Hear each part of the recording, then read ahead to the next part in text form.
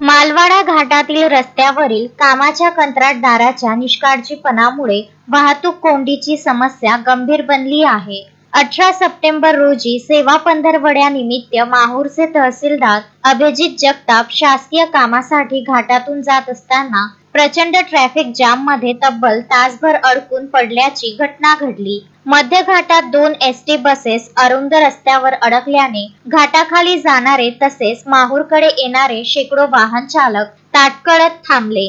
वाहतूक कोंडी प्रचंड झाल्याने तहसीलदारांनी तातडीने माहूर पोलीस ठाण्याशी संपर्क साधला. त्यानंतर पोलीस व होमगार्ड यांच्या हस्तक्षेपाने वाहतूक सुरळीत करण्यात आली. अनेक दिवसांपासून राष्ट्रीय महामार्ग प्राधिकरणाच्या कंत्राटदाराकडून मशीन ऐवजी रंधाखोऱ्याने काम सुरू असल्याने काम गोगलगाईच्या गतीने पुढे सरकत आहे. परिणामी दररोज 3 वेळा ट्रॅफिक जाम तर रात्री तासनतास वाहनांच्या रांगा लागत आहेत. नवरात्र उत्सव काळात श्री क्षेत्र माहूरला जाणाऱ्या हजारो भाविकांना यामुळे मोठ्या त्रासाला सामोरे जावे लागण्याची शक्यता आहे. अपघात घडून जीवितहानी होण्याआधीच या कामाला गती देण्याची मागणी नागरिक व वाहनधारकांकडून होत असून कंत्राटदार व राष्ट्रीय महामार्ग प्राधिकरणाविषयी संताप व्यक्त केला जात आहे. संजय घोगरे, विदर्भ न्यूज, माहूर.